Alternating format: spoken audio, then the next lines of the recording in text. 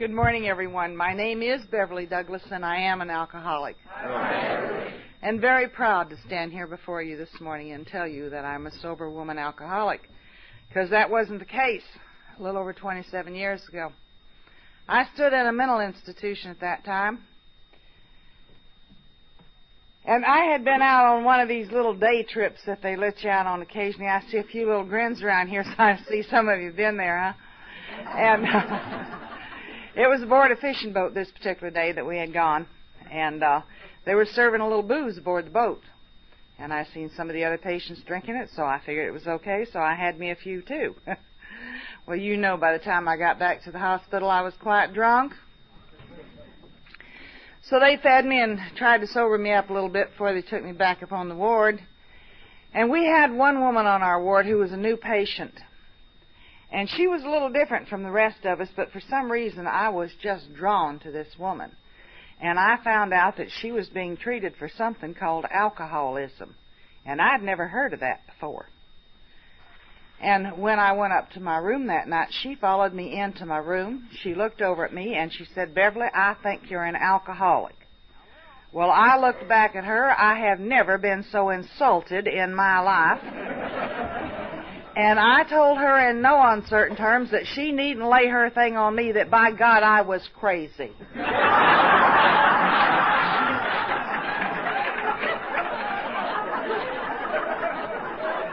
Now, the sad part of it is that I really meant that. You know, I had rather been called crazy than whatever this thing was called alcoholism. I had never heard of it before. You know, when I was growing up as a kid, we had the town drunk, you know, and we had habitual drunkards. But an alcoholic, you know, that sounded awful. But anyway, in fact, I was so insulted as soon as I seen my own psych the next day. I told him what Lenore had to say to me, and I said, "Now, Dr. Valentine, what you think about that?" He looked over at me and he shook his head, and he said, "No, Beverly," he said, "if you can just learn to face reality."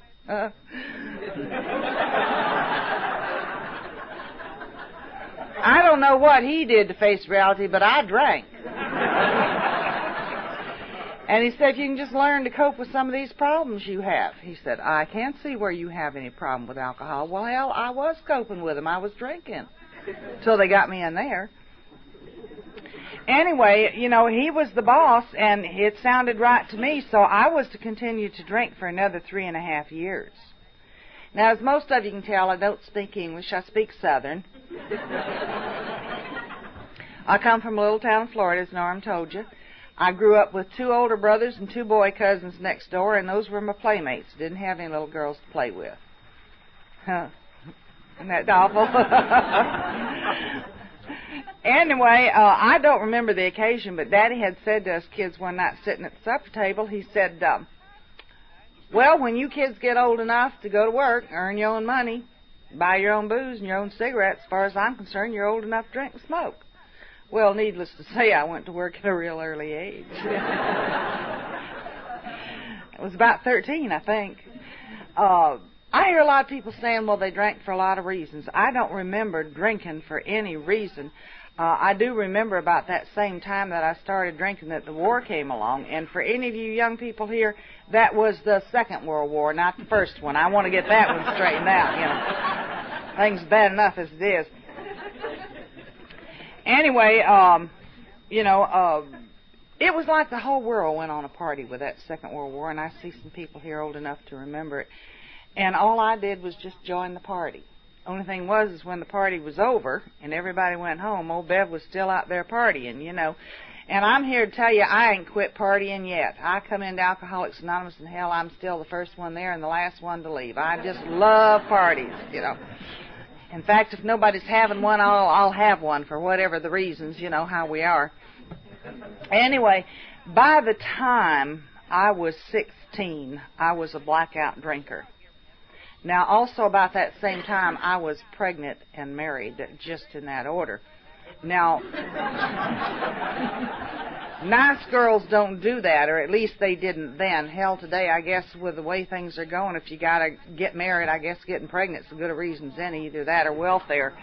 But anyway, I remember, you know, I told you I was a blackout drinker. Would you believe me if I told you I was almost 4 months pregnant before I even knew I'd been had.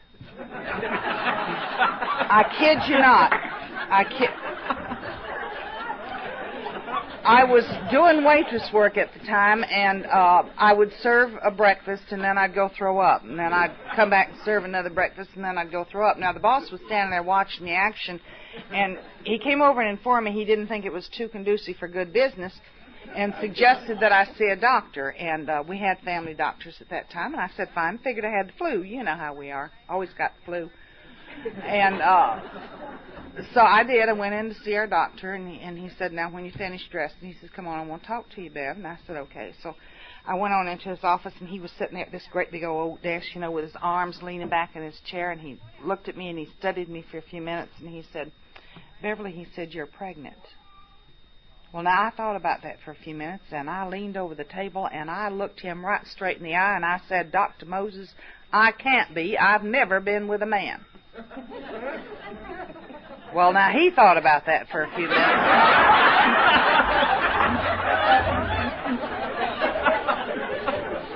And he leaned back over that table and looked me right straight back in the eye and assured me I was not the second Virgin Mary. I was real sorry to hear that. Anyway, I did marry this young man, and he was in the throes of alcoholism, real bad at that time. And I did lose that first baby, and it was 6 years later before I had another one. But in the meantime, we had a 6-year real drunken-type marriage.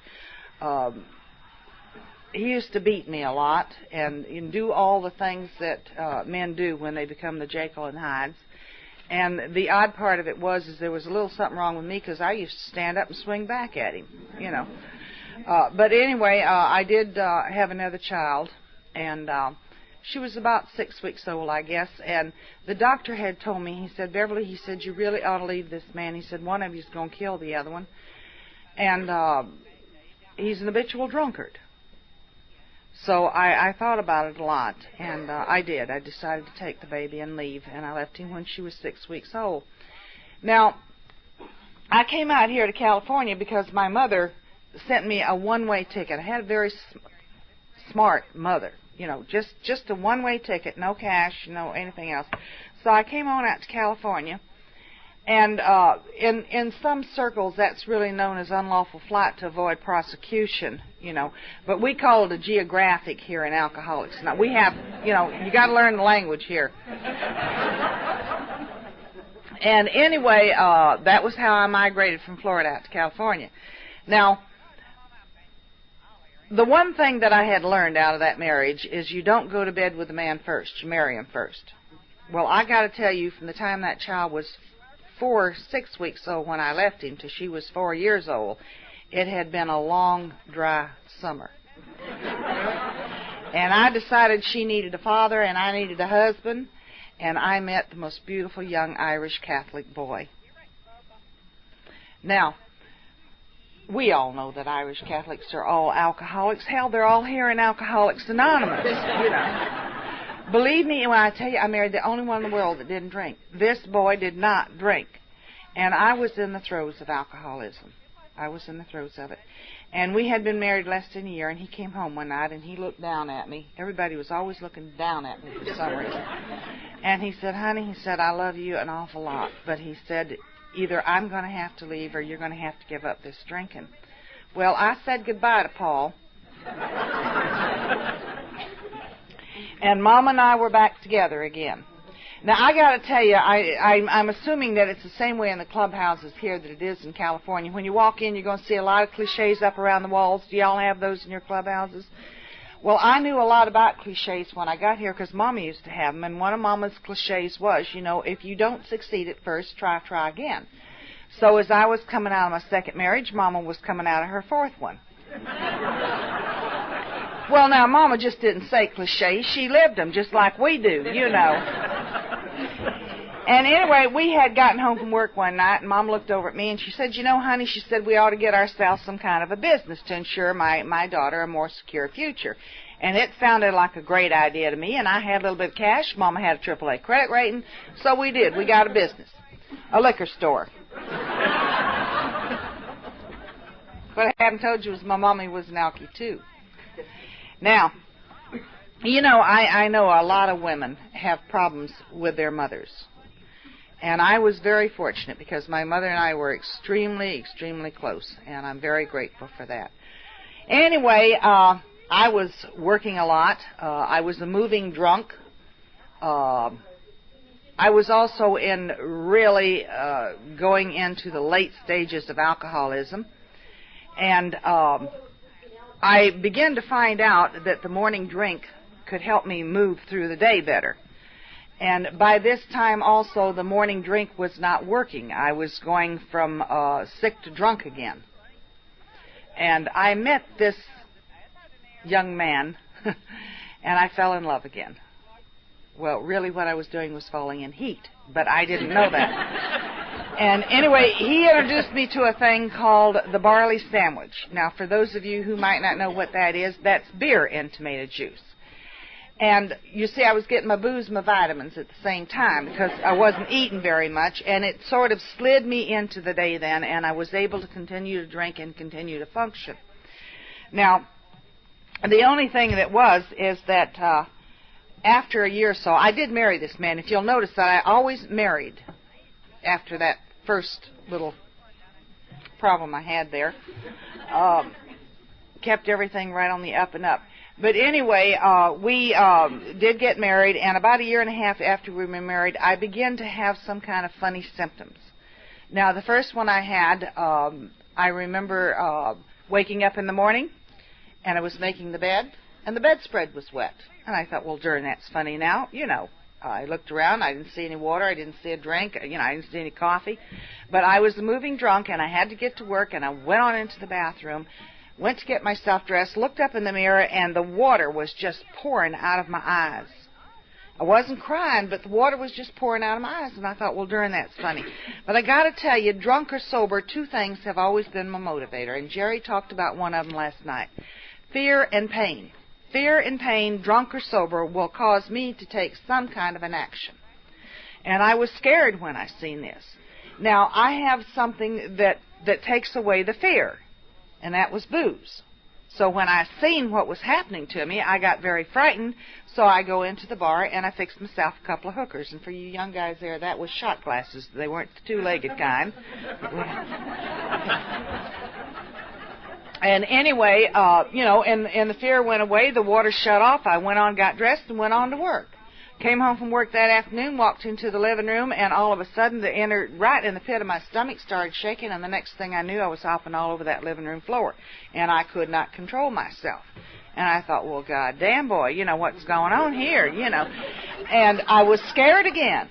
And finally, I got myself turned in the right direction, and I just hopped right on into the bar, The bar is in my home. We had always had a nice bar in our house, And anyway, went to get myself a drink, and I couldn't. I was just shaking so bad I just couldn't get one in the glass. And when I finally got some in there, I couldn't drink it, and I tried to drink out of the bottle, and I thought I was going to knock my teeth out.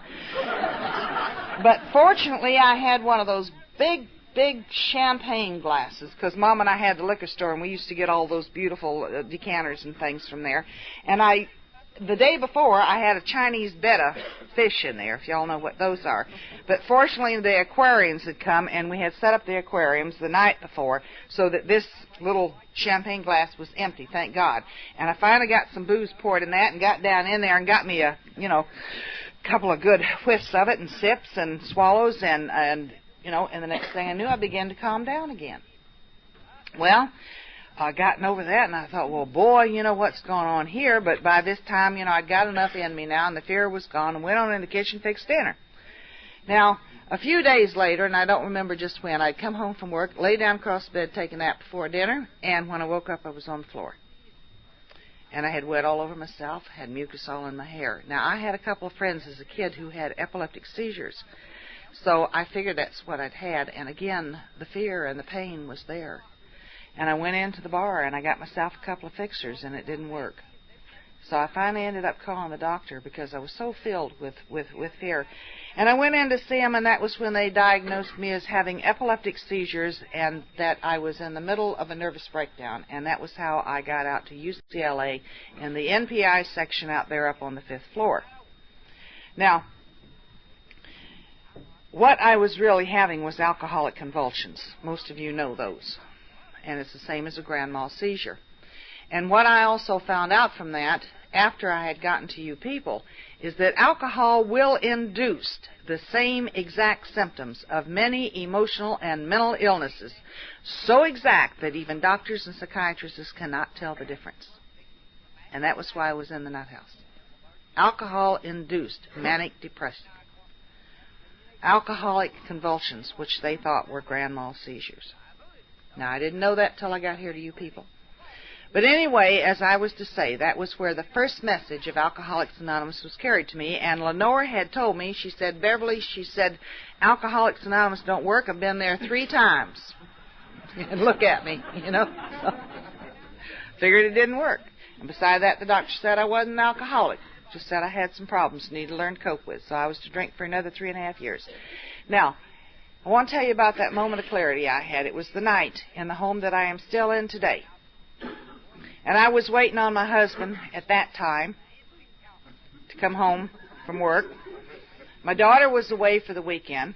He was about 6 hours late getting there. I couldn't wait anymore. I'd started drinking.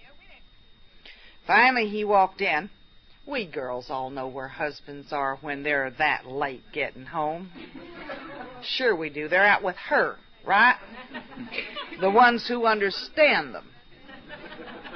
Don't laugh, honey. Some of us were the ones who understood them. I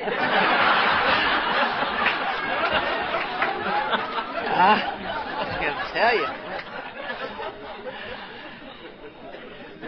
Anyway, I'd fixed myself a couple of drinks, and here he come. Never fails, you know. And he walked in, he looked down at me. They were always looking down at me. And he said, you're drunk and I'm not going to take you anywhere. And with that, he went on up into the bedroom and passed out. Now, I remember fixing myself another drink, and I remember walking up into the kitchen from the den and looking out the kitchen window, which faced the front of the driveway, and there were 2 new cars sitting out in that driveway. And I took another drink, and I walked through the house, and it was a brand new home, and it was newly furnished and decorated. And it was the kind of a home, you know, if you opened up the book of Better Homes and Gardens, you'd see one similar to it in that book.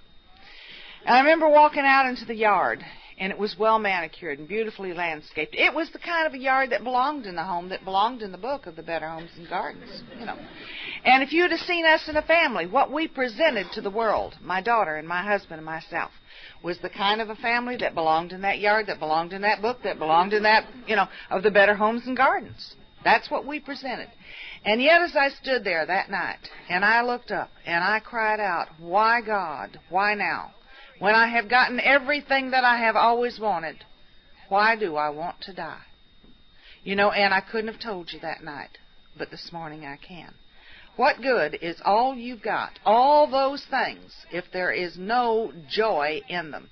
And you see, alcohol had taken all of the joy out of my life. It had taken me into a living hell of which I could find no way out of.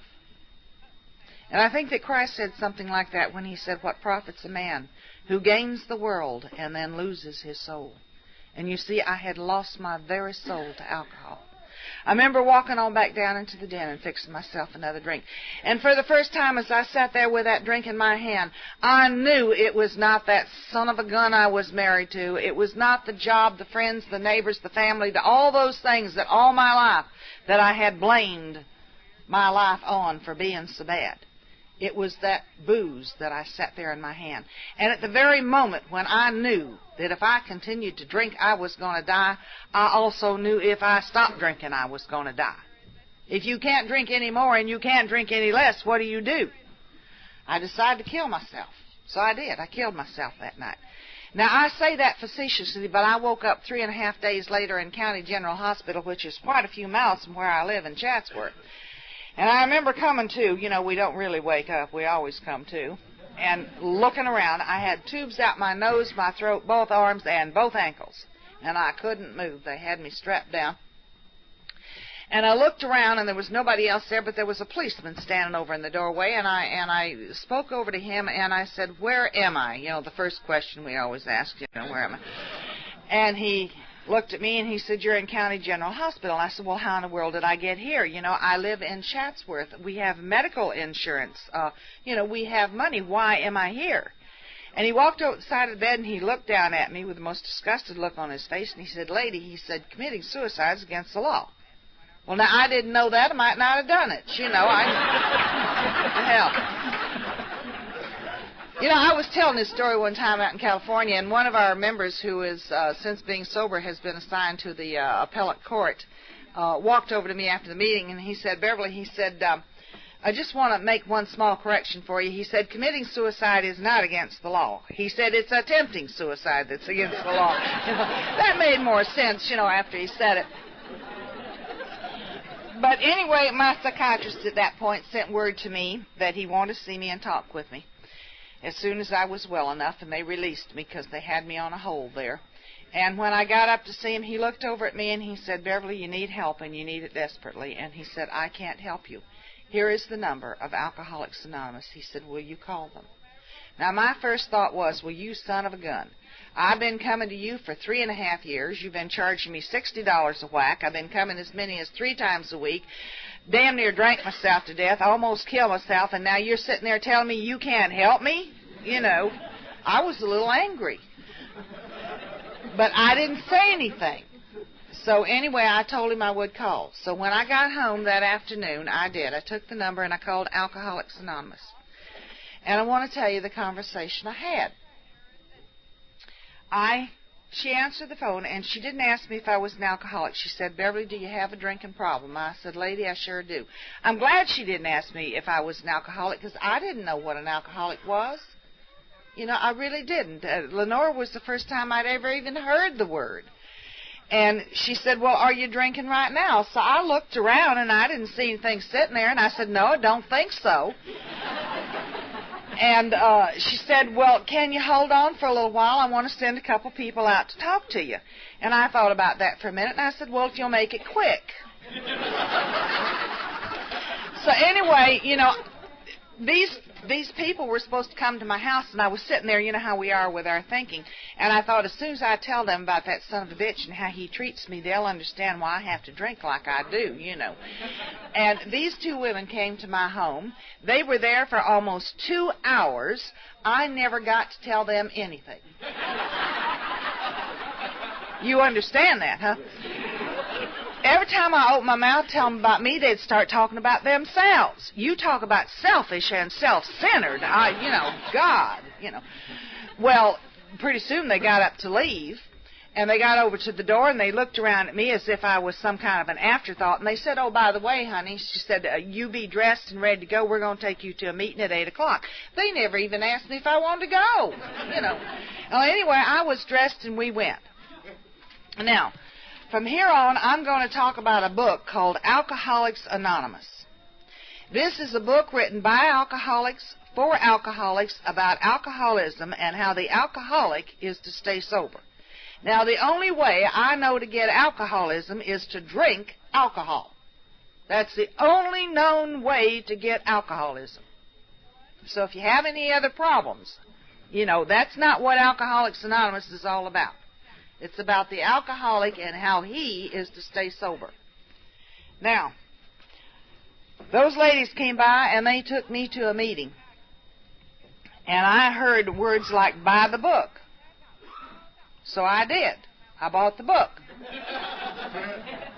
And I brought it home and I laid it right in the center of the coffee table, gave it the place of honor in the living room.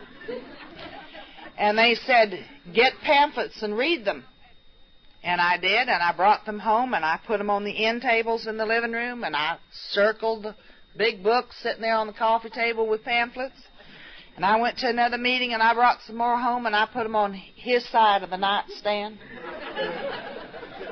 I put some over by the telephone. My sponsor, they said, "Get a sponsor." I got me one. She was one of those kind of sponsors that says, "Thou shalt have no other gods before me." Boy, I tell you, she was a whip. She came over to the house one night to talk to me. You didn't talk to your sponsor when I came in. They talked to you. And they told you in no uncertain terms that you didn't have anything to say because you didn't know nothing. So keep your mouth shut other than to identify your problem and your first name. Well, she sat down right in the middle of the couch, right in front of that big book there at the coffee table. She looked at it, she looked over at me, and she reached over and she wiped the dust off of it. She handed it to me, and she said, "Now, honey, read it." Well, now, nobody had said read it. They just said bye. You know. So I did. I started reading it. Now, I remember one time I was at a meeting with her. She insisted that I go to certain meetings where she was. And I think that I must have threatened her with getting drunk. I can't quite remember, but I do remember what she said to me. She said, she looked down at me. She said, "Let me tell you something, honey." She said, "If you decide to get drunk," she said, "I'm not responsible for that." Well, I thought about that, and I thought, well, okay. So we must have had a few other words, and I remember she got it from the table, and she walked away. And she stopped, and she came back, and she looked down at me again, and she said, "By the way, I remember you're suicidal, too." And she said, "I want you to know that if you decide to commit suicide, I'm not going to be responsible for that either." Well, now, she just made me a little bit mad. She'd gone a little too far. And I looked up at her, and I said, "Well, you're my sponsor. What the hell are you supposed to do? What are you good for then?" She picked up my book. She shook it down in my face, hit me right across the bridge of the nose. I'd like to think she didn't really mean to do that. She said, "I'm responsible for helping you to learn what's in this book and how to apply it to your life." She said, "That's what I'm responsible for." Okay, I'll accept that. She said, "Okay, let's start reading this book. You haven't started reading it yet." So I said, "Okay, I will." So I started reading the book. Now,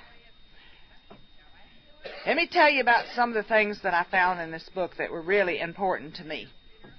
I remember also that she had told me, she said she grabbed my book and she opened it up to the first page in the book, which is a blank page. And she said, "When you go to meetings, Beverly," she said, "I want you to get some women's names and telephone numbers." And she said, and she wrote in red right across here, "Emergency page." And she said, I always carried my book with me. I'll tell you why, because when I was drinking, I always had my bottle, just in case of an emergency.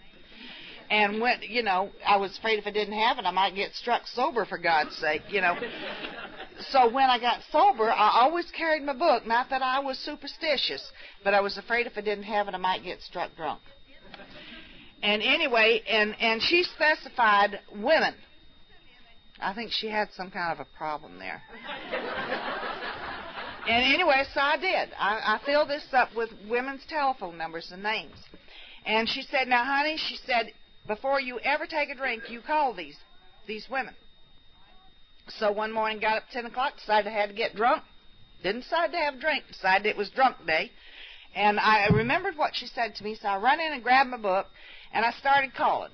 Now, we didn't have the push buttons then. It was just all dial system. And I called that first number, and the line was busy, right? So I called the second number. Well, there was no answer. So I called the third number. Well, she was sorry, but she had to go to work, I called that whole page full of women's telephone numbers. Not one of those women had time to talk to me. But the most amazing thing happened. By the time I got through dialing all those numbers, I forgot what the hell I'd called for. And beside that, it was time for a noon meeting, So the message that I'm trying to tell you is if you will follow the directions that you're given, it does work. It does not matter how it works if you will follow directions. So anyway, then the next thing she said to me is she said, "Beverly," she said, "you look like a woman, you dress like a woman, and on occasion you talk like one." She said, "But however, I don't think you know what it is to be a woman." I mean, woman was insulting, and I was very sensitive, And she said, "I want you to go to a woman's stag meeting." Well, now, I felt that was going a little too far, to ask me go to a woman's stag meeting. I didn't like women. And I thought about that for a few minutes, and I said, Eunice, there is no way I'm going into those women's PTA meetings with their gossiping, backstabbing bitches. That was the way I felt about it. She looked over at me and she said, you go. So I went. And sure enough, I found some gossiping, backstabbing bitches in those PTA meetings. However, I found some very warm, wonderful women who literally saved my life. Without them, I'm sure I would have been back drinking again. Well, I got into this book and I started reading it. And she told me also on the second side of this blank page, she said, Beverly, when you're reading the book, she said, and you run across something that's important to you, I want you to write the page number down on your emergency page and write a little short synopsis about it. Now, let me tell you what I found from there. Have you ever been just flying up your own ass and, just knew you have, oh good, and knew you were going to get drunk, and you call your sponsor up, and they listen to you for just, they give you about 4 or 5 minutes, and then they say something to you like this. Read the book, honey. The answer's in the book. Have you ever had them do that? You want to just, Let me tell you why they tell you that. They know the answer's in the book. They just don't know where it is. Quick rundown on that one, boy, So anyway, I started reading the book. And I want to tell you what I found in there. I hear a lot of people say, you can work this program any way you want to. Well, now, I don't know what book they're reading, but they're not reading the big book of Alcoholics Anonymous. Because in there, and we heard it read many times, in Chapter 5, rarely have I seen a person fail who has thoroughly followed our path. There is only one path here in Alcoholics Anonymous. Rarely followed our path. That does not say that you can work the program any way you want to. Now, I was like most of you. When I got here, I knew all the answers. Hell, it was the questions I didn't know. So, what path are they talking about? I had no idea, what they were talking about. So, my sponsor said, get in the book. Read the book. The answers are there. So, I got back in the book again, and let me tell you what I found that the path was they were talking about. It says in this book, a lack of power is our dilemma. And to find this power greater than ourself that will solve our problem is exactly what this book is all about. Now, I know some of you didn't hear that, and I know some of you didn't want to hear that. So watch my lips. I'm going to repeat it.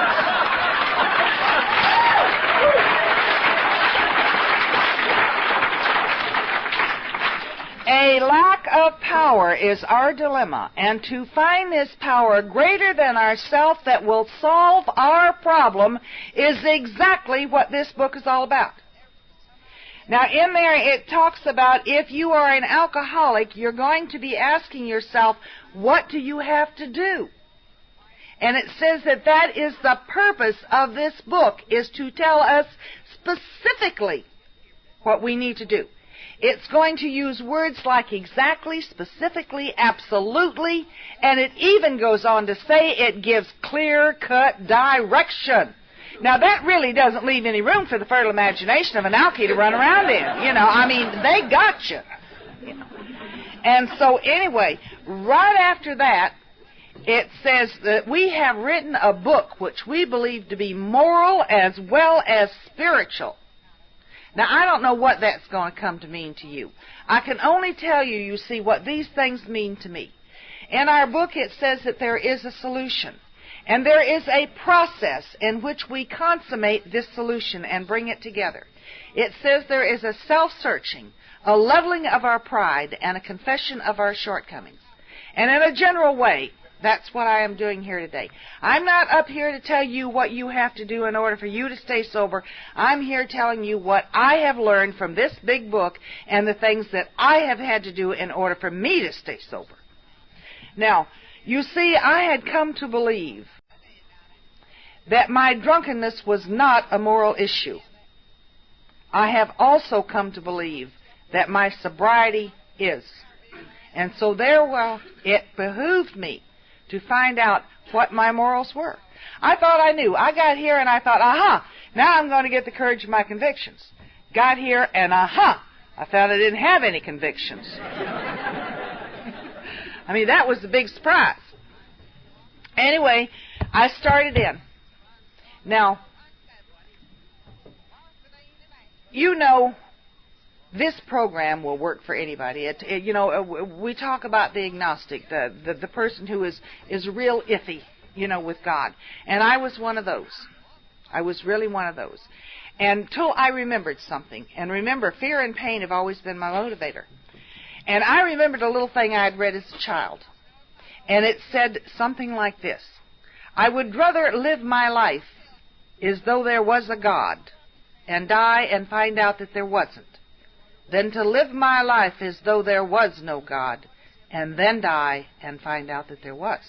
Well, I don't know what that does for you, but it scared the hell out of me. And I decided that I was going to act as if. Because, you see, I was real confused at this point in my life because my sponsor's saying, okay, Bev, you were a phony when you were out there drinking. You come in here now and you tell it like it is. I got in here to you people, told you I wasn't sure I believed in God, and you said that's okay, act as if. Well, now that's confusing, until I remembered that. And I decided then, I made a decision to act as if. Another word that I had trouble with was the word spiritual, because to me, right away, you were talking about religion. And I couldn't buy it. But my sponsor had me get into the dictionary, and I looked up the word spiritual and spirituality, and this is what I found for me. It took it completely out of the religious context, and it said something like this: to be spiritual, is simply an elevation of thought and feeling. Took it right out of the religious context. Well, God, from the kind of a drunken woman I was when I got here to you people, that when I came in here to Alcoholics Anonymous and put aside the juice, I had automatically had an elevation of thought and feeling. Just happened. Okay. In this book, also, it says in order to recover from alcoholism, that there has to be a transformation of thought and feeling. See? So it gave me a great deal of help in beginning to accept this concept of God as we understand Him. Or her. That was better. Do you know who God is? I don't. You just never know, guys. Watch out. What I'm trying to say is that, this program will work for anybody. It will work for those who believe in God. It will work for those who do not believe in God. And it will even work for those who think they are God, won't it, honey?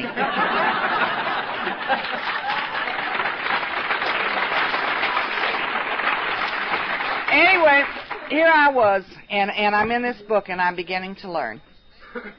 And I had been was married when I got here, and my sponsor had said to me, she said, now, Beverly, I want you to get a good, firm, basic program. I don't want you making any major decisions for at least a year, and in your case, you're sicker than most. I want you to wait 3. I kid you not, that's what she told me, and I'm grateful that she knew that. I'm grateful that she knew that. Because, you see, I wanted to get a divorce right off the bat. When I sobered up, and I looked at that man I was married to, I knew then for sure that he was doing what I thought he had been doing all along, because now I was seeing it. And he was a womanizer, along with many, many other things. And I had come to have my own set of morals by now, and I did not want to continue to live with a person that was doing those things. Not that, what he was doing was wrong for him. That was fine. It was wrong for me to be there. And she said, no. You're too sick yet. You wait a while. So I did.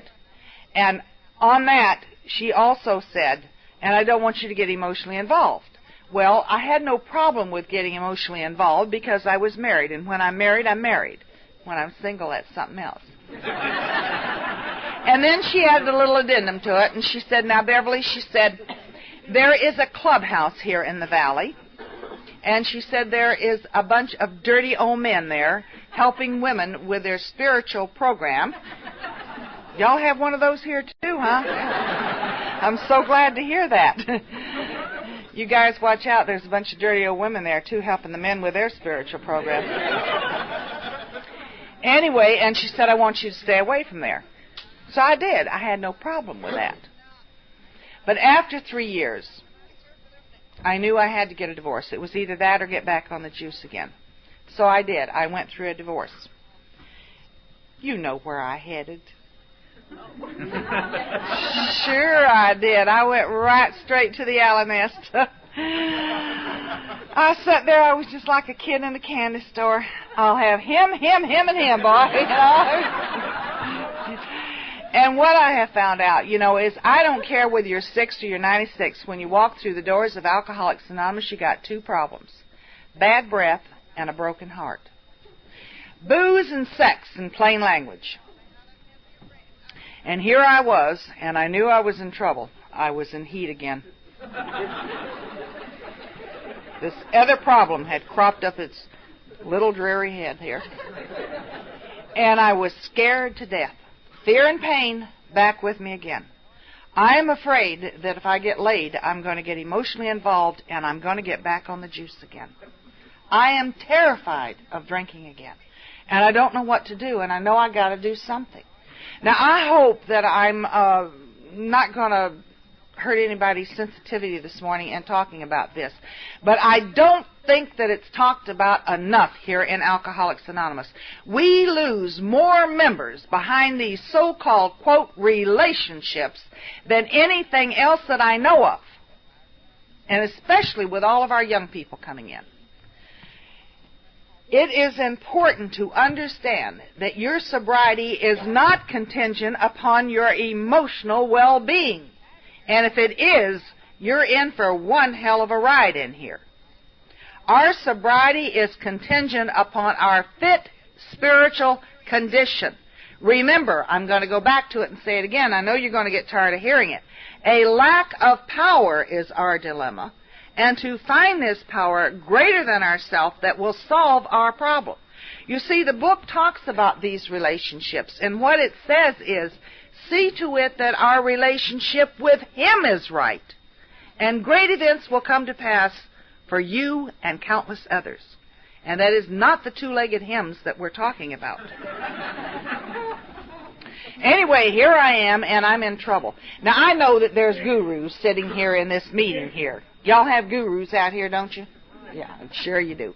All right, you men, I'm quite sure when you have gotten here have been told by your gurus to stay away from the women for at least a year, because behind every slip there's a skirt, right? Y'all been told that. Honey, don't you sit back there and laugh, because behind every slipper there's a zipper, too. I'm telling you. And I was smart enough to know this, and I knew I was in trouble, and I didn't quite know what to do about it. And I'm beginning to think. Oh, God help you when you start thinking. You're really in trouble then. But that's what happens when you get sober for a little while. You begin to do your own thinking and watch out. And anyway, by this time I had picked up some babies of my own, and I was teaching them the same things I had been taught. That's what we do. It's, honey, get a good, firm, basic program. Don't make any major decisions for at least a year, and don't get emotionally involved. And then I added my own little addendum to it, and I said, but if you need to get laid, that's all right. What I figured, if they could get laid without getting emotionally involved, they could come back and tell me how, and then I'd be okay, right? I see you think like I do. It didn't work. And you guys needn't laugh, because I ain't seen you do any better than us women. I used to think that these men always walked away scot-free from any of these relationships, that it was always poor little Nell that got hurt. And they just the men just went on their way, and went on to the next one. I'm here to tell you, since being married to an alcoholic now, that I have found that is not true, girls. These men do hurt. I've had the privilege of holding some of you in my arms, as you have told me about some of these little affairs you've been practicing your principles in. And they do cry. They do hurt. So let us be as kind and as gentle and as honest with them as we would like them to be with us. I think that's only fair. Anyway, here I was, and I've got this terrible problem. I got to tell you this joke. Y'all got to just bear with me for a few minutes. It just seems to go right here. There was this little doggie, and he lived with his family by a railroad track. And he woke up this one morning, and it was a beautiful spring day out there, and he wanted to go play. So he scratched on the door and let out a couple of yips, and his owner came to the door and let him out, and he ran up on this little hill here where this railroad track was. And the wind was a-blowing, and he was sniffing the flowers and sniffing the weeds and running along this track, and his little ears were flapping back behind him, and he was just having the most marvelous morning, And all of a sudden this train come along and cut off a little tiny weeny piece of his tail. Well, he let out a yip, and he turned around to see what happened to that little tiny piece of tail, and a train come along from the other direction and cut off his head. Now, honey, don't you be like that little dog and lose your head over a little tiny piece of tail.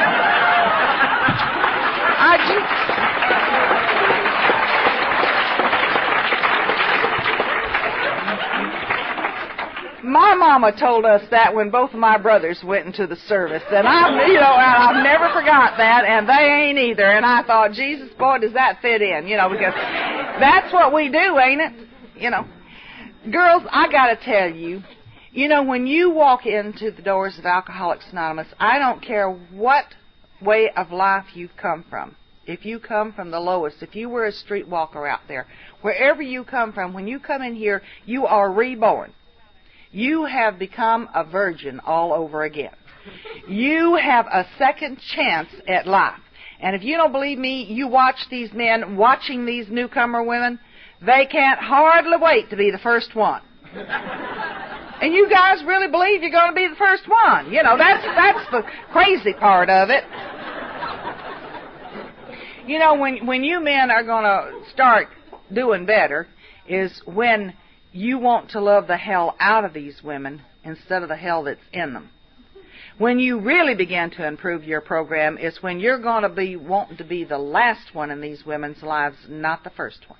That's going to be improvement in your program. Now, let me get on back here to a little bit of seriousness here where I was. And I'm in trouble, and I know it, and I've got to do something because I'm scared to death. I'm going to end up back on the juice again, and I don't know exactly what to do. But again, I decide, okay, it's time for inventory time. It's time for inventory because, things are just real bad because I had remembered something.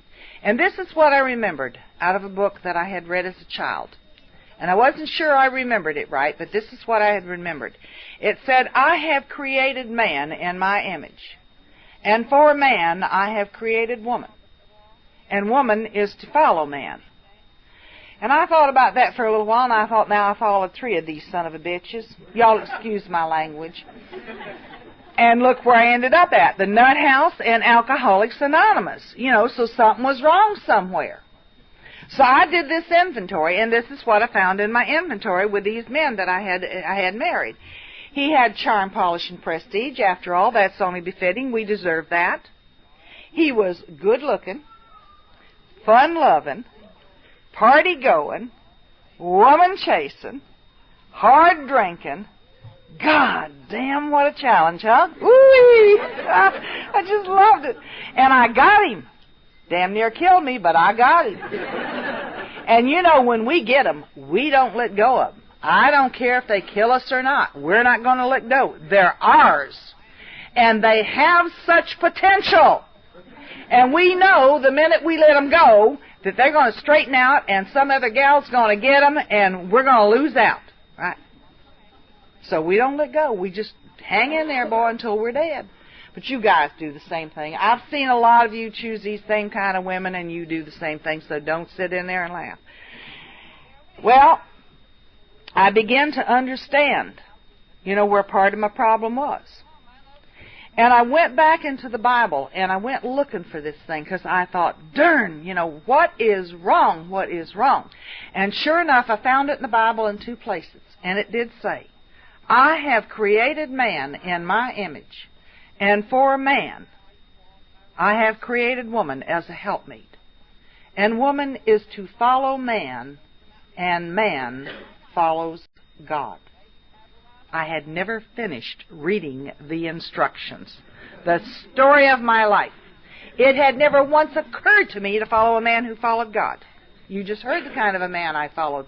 No wonder I ended up where I was at. And I began to understand what page 62 in the big book was talking about when it said, selfishness and self-centeredness is the root of our problem. Selfishness and self-centeredness. The alcoholic is an extreme example of self-willed run riot, though he usually doesn't think so. Above everything, we alcoholics must get rid of this selfishness. We must, or it kills us. God makes that possible. Now, I don't know what that does for you, but it scared the hell out of me. And one more time, fear and pain caused me to take some kind of an action. I remember I was sitting at the Owl Nest one night, and I was expounding on how submissive and subservient I was. And my mom and daughter, we were in the dictionary a lot. And my mom and daughter had come up with this. And I really was, I would do anything to please you, and especially the man that I was with and that I loved, because I was so afraid of being abandoned by them, because I had, lived with this man for so long, and he kept saying, if you don't shape up, give me my key and get the hell out of my house. So I had become, very submissive and subservient. And I was expounding on this at this Owl Nest one day. And there was a man sitting there, and you know how we are when we have something important to say when somebody else is just fiddling away the time with their trivial problems. And I could see him, pounding on the desk, like, lady, would you shut up? I've got something important to say. And anyway, I did, and he got up, and he pointed his finger over at me, and he said, did you ever stop to think that all you ever really was just a kiss-ass? Well, now, he hurt my feelings. And beside that, he took all the glamour out of submissive and subservient.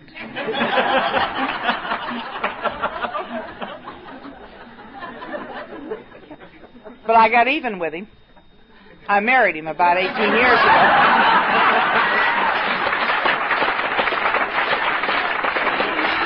So you guys watch out. We got a way of getting even. Anyway, there I was, and I knew, I began to understand why I was where I was. And I began to understand where this terrible problem was that I had. And I began to correct it. Now, I am married today to a man who I did meet, as I just told you. And we have been married almost 18 years. And this man lives his program. You will hear him share with you tonight. He lives his program. He just doesn't talk it. You can better believe that whatever he says is what he does. So, you see, I have learned through the big book of Alcoholics Anonymous. I don't care how much you read this book. I don't care how much you memorize it. I don't care how much you spout it out in meetings or talk about it from podiums. Until you take what's in this book and live it, not just work it, but live it, bring it into your life, it has absolutely no value at all. None. I went into my 5th step then with my sponsor. And I had a terrible time with that, but I had begun to trust, not in her, but in this power greater than myself. You see, I had finally come to believe. Remember I told you, a lack of power is our dilemma. And to find this power greater than ourselves is exactly what this book is all about, because this power is what has solved my problem. I went to this sponsor because now I had trust in God, not in her, and I told her, because the big book says that we must tell someone all of our life story, omitting nothing. because if we do, we may not overcome drinking. And then it went on to say, invariably we drank again. I don't know what that does for you, but it scared the hell out of me. And I decided that I was going to tell her everything, regardless of whether she come back and told you or not and threw me out of AA. And I went to her, and I told her everything that I could possibly think of. And we began to have a relationship, and it became a relationship of love. And as I began to sponsor other women, and these women began to come to me and share their life story with me, I also shared a part of mine with them. Because you see, in the book, it tells us. I hear a lot of people saying, after they drank again or did whatever they did again, they'd come back into AA and they'd say, well, I needed that experience. Now I know I'm really an alcoholic, or I needed to do this, or I needed to do that, and I needed that experience in order for me to grow. Again, I don't know what book they're reading, but they're not reading this book. Because this book says that when we are willing to face our errors and convert them into assets, that's when we grow, not from the experience itself, but when we face these errors that we make, not continue to make them over and over again. The book is teaching us not how to do what we want to do and get by with it. It's teaching us to get away from it, not how to get away with it.